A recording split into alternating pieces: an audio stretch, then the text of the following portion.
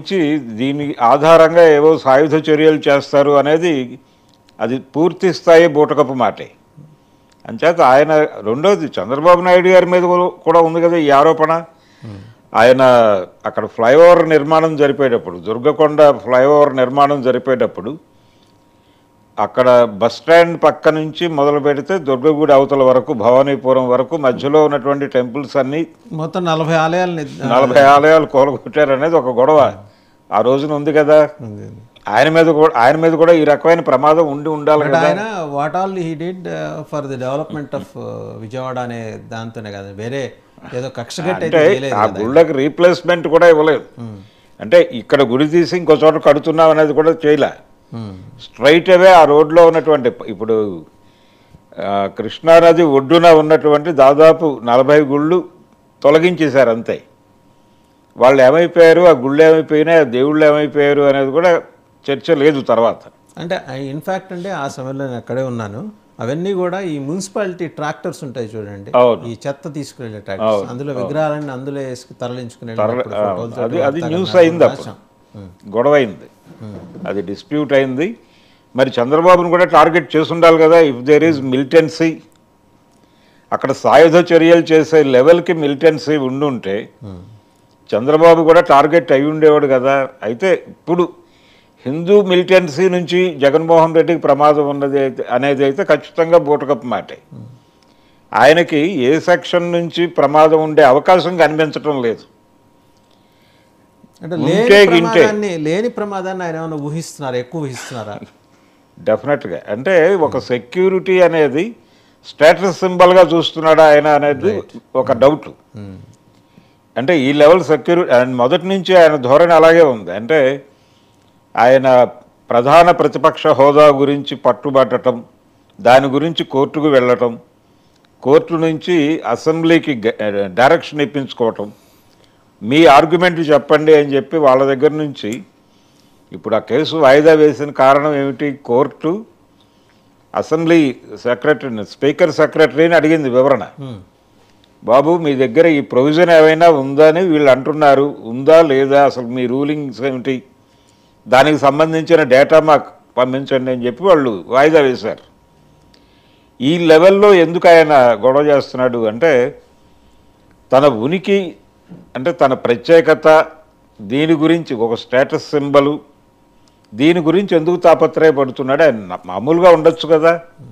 సాధారణంగా ఇప్పుడు ఆవిడ హోంమంత్రి గారు పదే పదే అంటున్నట్టుగా పులివెందుల ఎమ్మెల్యేనే అయితే ఏమిటి అని నిలబడి ఫైట్ చేయొచ్చు కదా ఆయన ప్రజా సమస్యల మీద.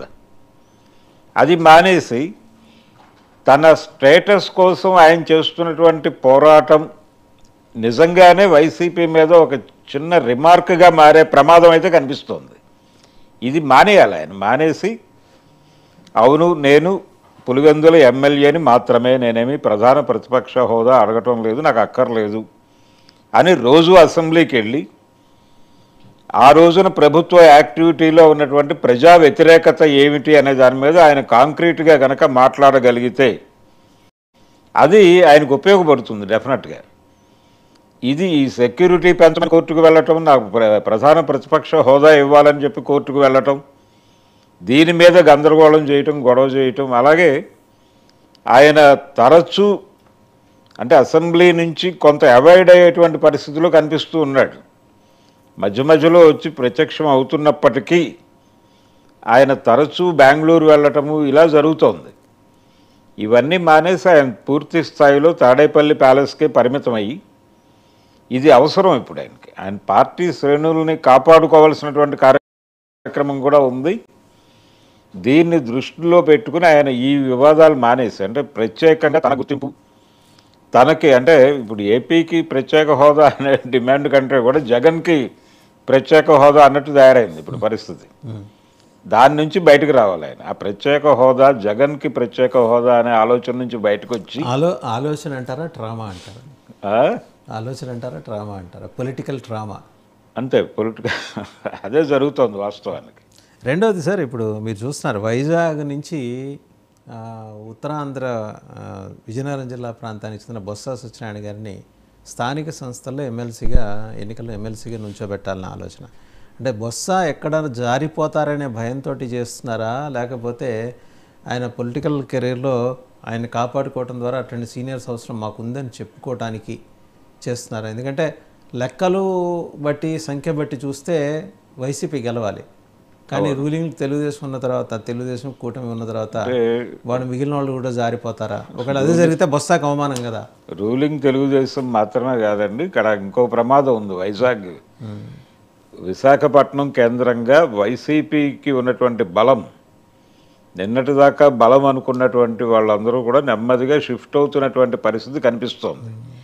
పర్టికులర్గా విశాఖ మున్సిపల్ కార్పొరేషన్ పరిధిలో ఉన్నటువంటి వైసీపీ నాయకులందరూ కూటమి దిశగా కదులుతున్నటువంటి సన్నివేశం మనం చూసాం ఆల్రెడీ. ఈ చెదిరిపోతున్నటువంటి స్వప్నం, అంటే విశాఖ రాజధాని అని ప్రకటించున్నాడు ఈయన. ఈ ప్రకటించిన నేపథ్యంలో వీళ్ళందరూ కదిలి వెళ్ళిపోవడం అనేది ఆయనకు జీర్ణం కావడం లేదు. కొంచెం దీన్ని కట్టడి చేయగలడేమో అనేది ఒక హోప్ ఉంది బొత్స మీద. రెండోది, మీరన్నట్టుగా మేము సీనియర్లను గౌరవిస్తున్నాము అని చెప్పే సూచన కూడా కావచ్చు, కానీ ప్రధానంగా ఇప్పుడు ఆయన ఉత్తరాంధ్రాన్ని కాపాడుకునేటువంటి ఒక ప్రయత్నంలో భాగంగా ఇన్ని వైజాగ్లో నుంచోబెడితే కొంచెం ప్రయోజనకరంగా ఉంటుంది అనుకుంటున్నాడు. కానీ బొత్స మీద చాలా ఆరోపణలు ఉన్నాయి లోకల్గానే. అంటే ఆయన కుటుంబ పాలన చేశాడు అనేది, విజయనగరం కేంద్రంగా ఆయన కుటుంబ పాలనే నడిపాడు, ఎవరిని ఎదగనివ్వలేదు అనేటువంటి ఒక ఆరోపణ ఆయన మీద మొదటి నుంచి ఉంది. అంటే ఆయన భార్య రాజకీయాల్లో ఉన్నారు, అలాగే వారి తమ్ముళ్ళు రాజకీయాల్లో ఉన్నారు, వారి బంధువులు మేనల్లుళ్ళు కూడా రాజకీయాల్లో ఉన్నారు.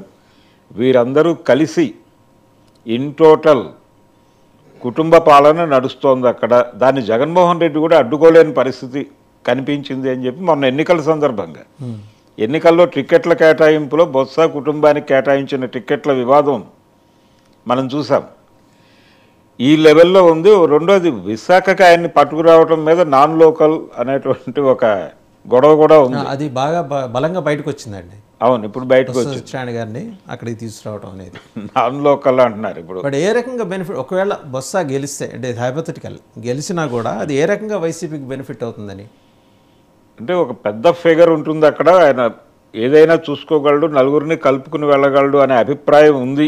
అందుకని పెద్ద ఫిగర్లు ఉన్నాయి కదండి అక్కడ. విజయసాయి సుబ్బారెడ్డి ఉన్నారు. నో సుబ్బారెడ్డి వీళ్ళని పెట్టడం అనేది కంటే కూడా బొత్సాన్ని పెట్టడం వల్ల నష్టం ఉంటుంది.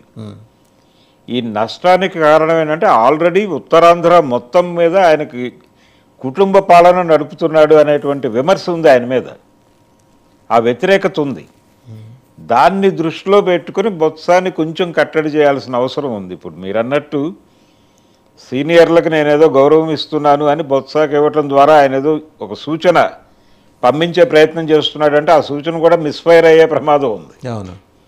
అందుకని ఏ విధంగా చూసినా కానీ బొత్సాన్ని మళ్ళీ తీసుకొచ్చి అక్కడ కూర్చోబెట్టడం అంటే ఇప్పుడు ఆ ఓటమి నుంచి మిగిలిన వాళ్ళని కాపాడిన వాడు అవుతాడు జగన్మోహన్ రెడ్డి. ఒకవేళ రేపు ఆయన గెలుస్తాడు అని కాన్ఫిడెంట్గా చెప్పలేని పరిస్థితే ఉంది అక్కడ. ఈ ఓటమి నుంచి తన వాళ్ళని కాపాడుకోవడం కోసం బొత్సాన్ని బలిపశువుని చేస్తున్నాడు.